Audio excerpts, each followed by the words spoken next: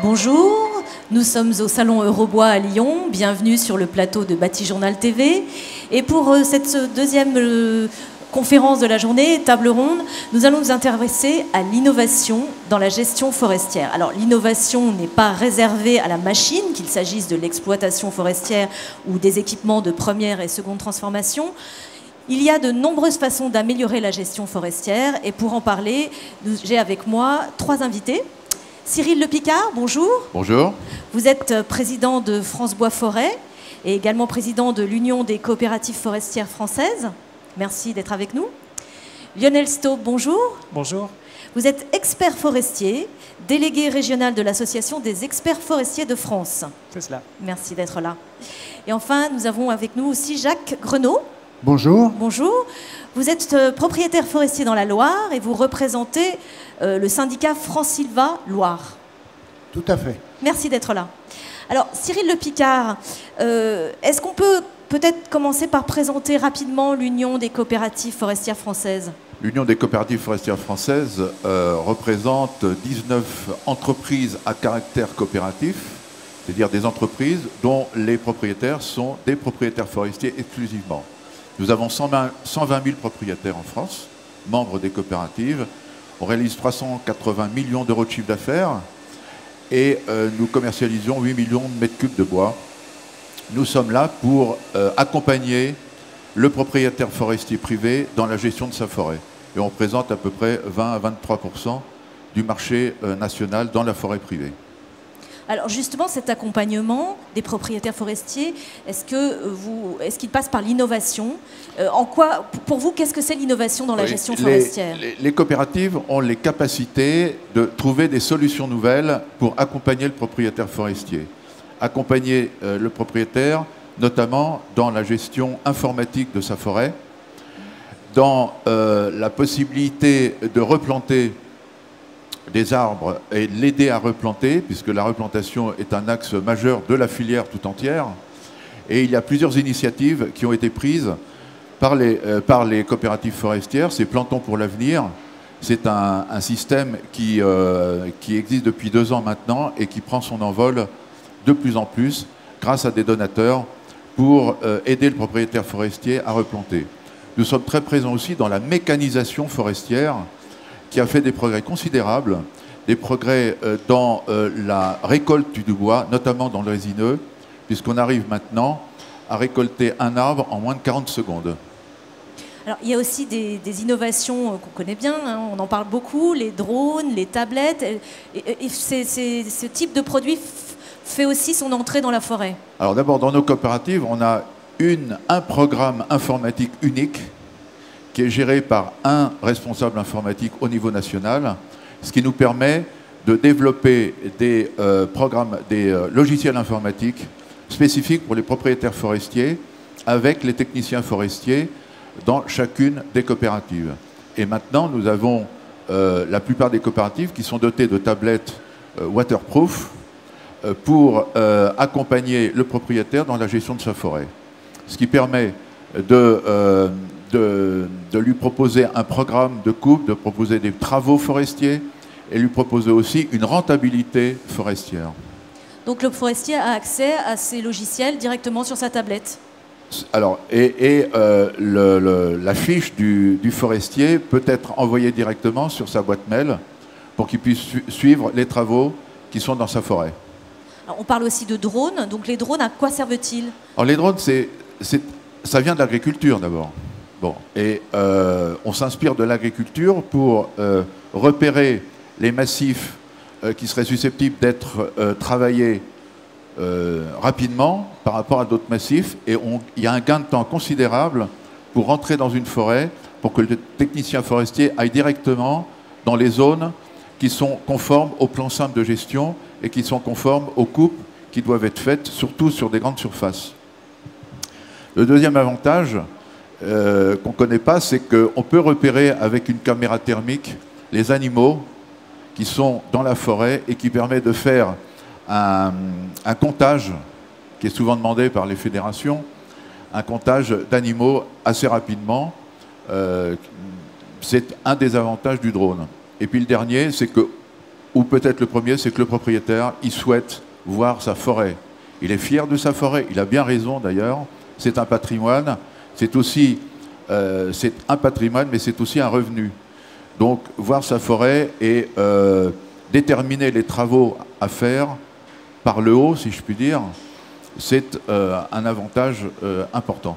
Une autre vision qui permet de mieux repérer oui. les travaux à réaliser. Et puis, il faut aussi apporter dans les coopératives des talents nouveaux. Et les talents, les jeunes talents qui rentrent dans nos coopératives, ils ont besoin de modernité. Ils ont besoin de modernité. Lionel Staub, justement, la modernité, on va en parler. Peut-être d'abord une présentation de l'association. Alors, donc les experts forestiers de France, c'est une association qui regroupe donc un ensemble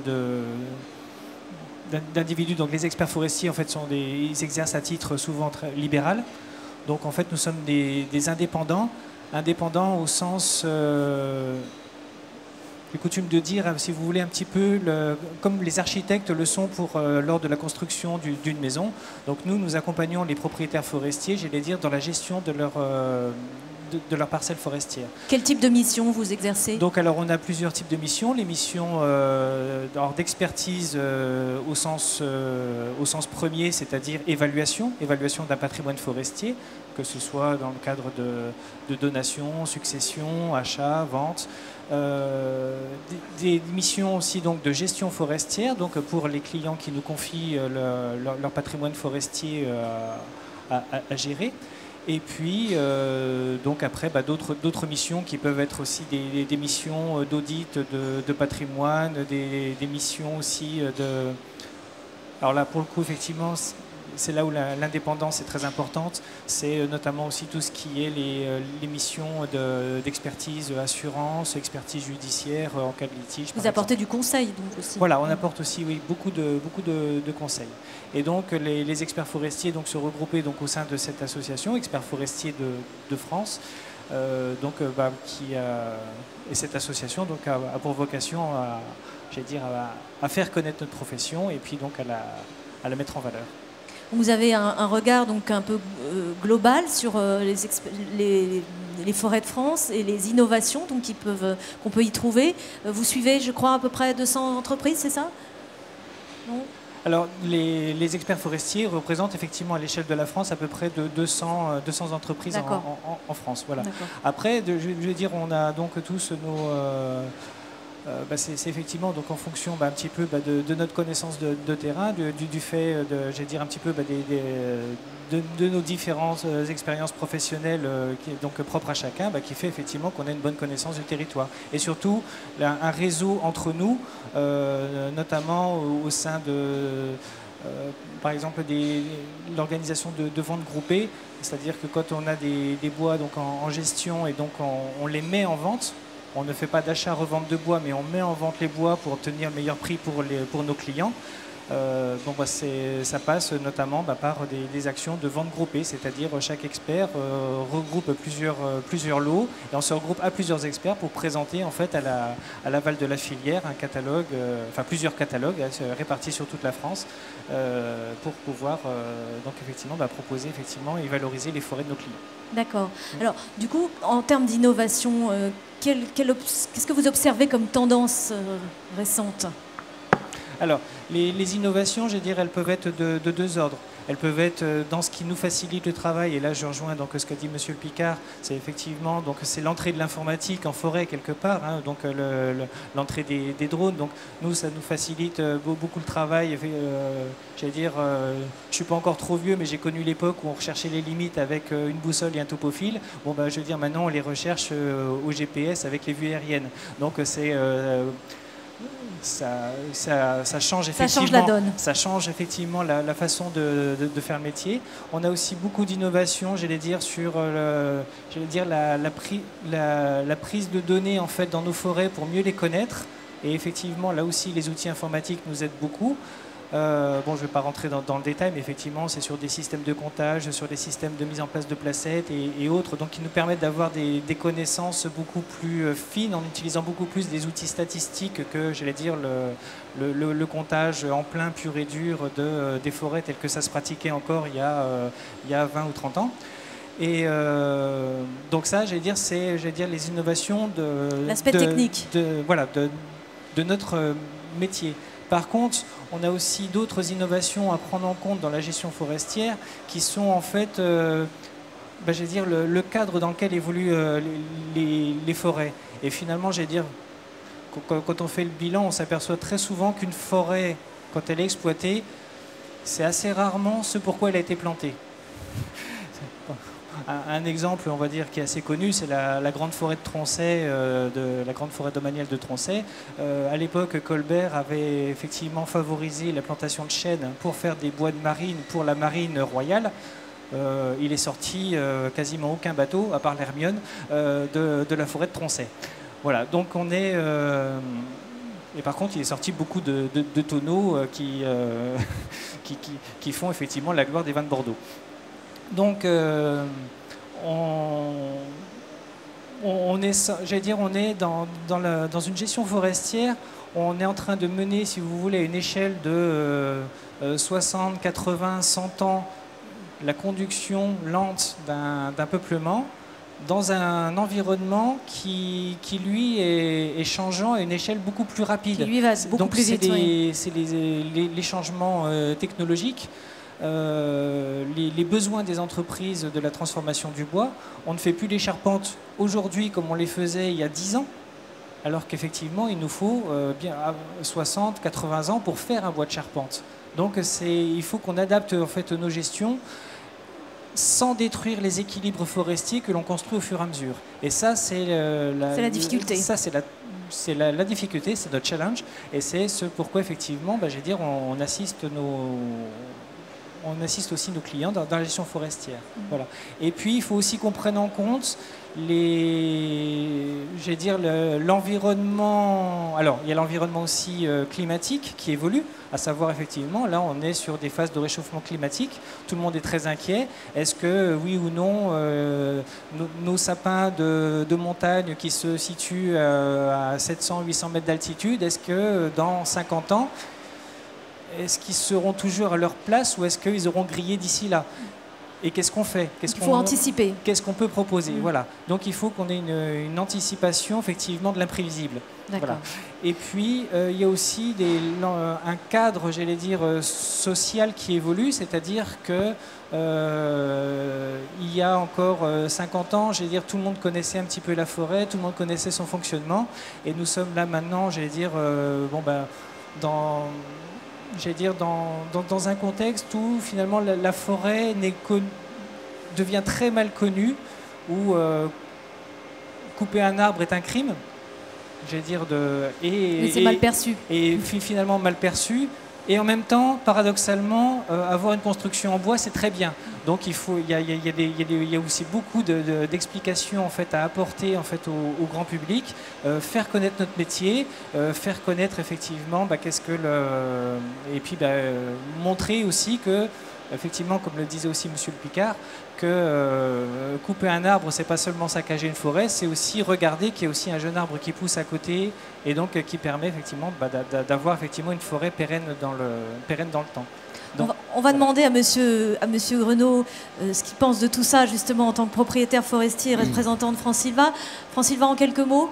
Alors France Sylva, donc c'est le syndicat des sylviculteurs de la Loire. Il y a un France Sylva par département et tous ces départements sont regroupés dans une grande fédération qui est à l'échelon national, qui est France Sylva, dont le président est Antoine Damécourt. Alors, comment vous percevez-vous alors l'innovation dans la gestion forestière? L'innovation, si vous voulez, pour moi, pour nous, si vous voulez. Alors, d'abord, ce que je voudrais dire, c'est que malheureusement, pour Monsieur Le Picard, tout le monde n'est pas adhérent d'une coopérative. Donc, il y a quand même beaucoup de propriétaires forestiers qui font appel soit à un expert, soit à la coopérative, soit qui gèrent eux-mêmes. Et donc, aujourd'hui, si vous voulez, ce qui est important, le progrès met à leur disposition de nouveaux outils. Alors, vous avez évoqué les drones. C'est pas encore très répandu, mais je pense que ça va venir. Il y a surtout que soulignait Monsieur Le Picard, la notion de cartographie. C'est-à-dire qu'aujourd'hui, on peut aller sur les cartes du cadastre, y mettre la carte par-dessus IGN et de repérer sa forêt, et ça, le propriétaire, il aime bien. Et puis alors, on a un autre outil qui est très important, si vous voulez, c'est qu'on a mis en place, notamment pour la région Auvergne-Rhône-Alpes, un site Internet, si vous voulez, où les propriétaires peuvent trouver une bourse foncière, peuvent trouver une liste et les adresses d'exploitants forestiers, de scieries, si vous voulez, une aide à la commercialisation. Pour les accompagner. Pour les accompagner. Et alors, je voudrais dire qu'il y a une innovation qui est intéressante et qui a été faite par le législateur. Dans la dernière loi agricole et forestière, le législateur a créé des GIEF, des groupements d'intérêts économiques environnementaux de forestiers. Ce qui permet, si vous voulez, à des propriétaires forestiers de petites parcelles qui sont dans des massifs forestiers qui sont sous-exploités, de se regrouper. Il y a des parcelles qui font 1,5 hectare, donc 1,5 hectare, et donc de se regrouper et de faire ensemble un plan de gestion concerté pour les 15 ans à venir. Alors ça, c'est vraiment une nouveauté, une innovation. Le plan de gestion peut être fait soit par un ingénieur de la coopérative, soit par un expert forestier, soit par une tierce personne. Et donc là, pour vous citer un exemple, puisque on est en région lyonnaise, on vient de créer dans les coteaux du Lyonnais un GIEF de 594 hectares avec 114 propriétaires. Donc, si vous voulez, ça facilite le regroupement, ça va faciliter la mobilisation, puisque le grand leitmotiv aujourd'hui, c'est que la France a toujours comme deuxième déficit de sa balance commerciale le bois derrière le pétrole, il faut qu'on en sorte. Et donc, tout est fait, si vous voulez, pour sortir de cette spirale. Alors, donc, la cartographie, les GIEF, c'est plutôt des moyens techniques qui sont mis à notre disposition. Et puis, on a aussi, grâce au CRPF, le Centre régional de la forêt privée, qui a aujourd'hui un logiciel, si vous voulez, qui nous permet de voir par massif si la température augmente de 3 degrés, qu'est-ce qu'il faudra faire dans les années à venir. Oui. Voilà, ça c'est de l'innovation aussi. Aussi, bien sûr. Voilà, c'est un petit peu ce que je voulais vous dire, mais on est à l'écoute de toutes les nouveautés qui puissent exister. Cyril Le Picard, par rapport à ces plans de gestion, comment est-ce que les coopératives s'en emparent? C'est une des fonctions d'une coopérative, c'est précisément de rassembler des propriétaires forestiers de petites et moyennes surfaces et même de grandes surfaces pour mutualiser l'ensemble des moyens nécessaires pour gérer durablement la forêt et d'être devant les clients aval, d'avoir des propositions de volume de bois conséquents. Et donc les GIEF existent effectivement. J'en ai pas vu d'autres ailleurs, mais ils vont arriver. Je serais tenté de dire que ça fait un siècle qu'on fait des GIEF, parce que c'est notre vocation. La coopération, elle est faite pour rassembler les propriétaires. Tout le monde n'y est pas, il en reste encore beaucoup à venir, mais on a augmenté de 4700 adhérents en 12 mois, c'est-à-dire 2 par jour. Bon. Donc ça veut dire que notre modèle économique plaît. Ça veut dire que des propriétaires forestiers de petite surface veulent se rassembler et la gestion forestière rassemblée, c'est pour rassembler aussi de la matière, comme vous le disiez, la demande de bois est de plus en plus importante, donc il faut s'organiser en conséquence. Donc la gestion forestière doit évoluer et les innovations existent. Comment vous voyez l'avenir? Très optimiste. Très optimiste parce que, on n'a jamais autant parlé de la forêt depuis 2 ans, vous l'avez peut-être remarqué. 2, il y a une prise de conscience des jeunes. Moi, je parle beaucoup des jeunes parce que c'est eux les patrons de l'avenir des forêts. Et j'étais avec AgroParisTech il y a 2 jours avec eux et on a de nouveau des jeunes qui veulent rentrer dans la forêt et qui s'intéressent, qui se passionnent même pour la forêt. Donc c'est le deuxième trait d'optimisme. Et puis la forêt, c'est aussi la vie. Et le bois, c'est son avenir. Bon, donc, l'utilisation du bois sera de plus en plus importante. Ça, je suis absolument convaincu. Ce qu'il faut, c'est que le bois sorte de la forêt au bon prix. On s'en occupe. Et il faut aussi que les propriétaires forestiers ne soient pas trop... gardent trop leur bois d'une façon patrimoniale, mais plutôt deviennent producteurs-planteurs. Et là, nous devons les aider. Les associations, que ce soit Francilva ou d'autres, on doit donner un coup de main aux propriétaires pour que la rentabilité soit... la valeur ajoutée existe. Ce n'est pas toujours le cas, mais on s'en occupe. Voilà qui nous rassure. Un petit mot de conclusion peut-être, Monsieur Staub, vous avez quelque chose à ajouter? Juste pour conclure, l'avenir. Voilà, nous aussi, on est aussi partenaires des propriétaires forestiers. On est à leur disposition, effectivement, pour essayer d'apporter la gestion qui leur corresponde aussi, parce que finalement, il n'y a pas non plus qu'une seule façon de gérer la forêt. Il n'y a pas une bonne gestion et une mauvaise gestion. Il y a des bonnes gestions, des mauvaises gestions. On essaie de pratiquer les bonnes. Et puis effectivement, c'est aussi les accompagner aussi sur leurs projets, leur apporter le conseil aussi par rapport aussi au potentiel de leur forêt. On ne peut pas faire toutes les forêts n'importe où. C'est pas possible de planter n'importe quoi, que ce soit en plaine ou en montagne. Donc c'est aussi les accompagner aussi sur leurs projets.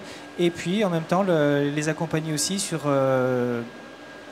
sur cette gestion du patrimoine. Et la forêt, c'est étymologiquement peut-être ce qui se rapproche le plus d'un patrimoine, c'est-à-dire effectivement ce qui se transmet de génération en génération. Alors justement, un mot peut-être sur ce patrimoine, une conclusion. Sur le devenir de ce patrimoine. Comme l'a dit Monsieur Le Picard, on n'a jamais autant parlé de la forêt que depuis ces dernières années. Et donc, je pense qu'on est en train de vivre une époque qui est passionnante pour les propriétaires. Et c'est beaucoup de boulot. Je vais juste citer un chiffre. En Auvergne-Rhône-Alpes, 600 000 propriétaires privés dans nos 12 départements. Donc 460 000 possèdent moins de 2 hectares. Donc ces propriétaires, il faut qu'on les rassemble. Et c'est tout notre boulot demain avec l'aide des experts et des coopératives. Très bien, merci. Je peux rajouter juste une chose très concrète. On parle d'innovation dans la forêt. Nous organisons le 24 et le 25 novembre à Mâcon le premier salon Forestinov. 40 exposants, enfin 40 à hier soir, exposants qui sont uniquement pour améliorer la gestion forestière. C'est bien pour les forêts qu'on fait ça. Le 24 et le 25 novembre à Mâcon, Forestinov. On note ça dans nos agendas. Merci beaucoup, Monsieur Le Picard. Merci, messieurs, de votre participation. Merci.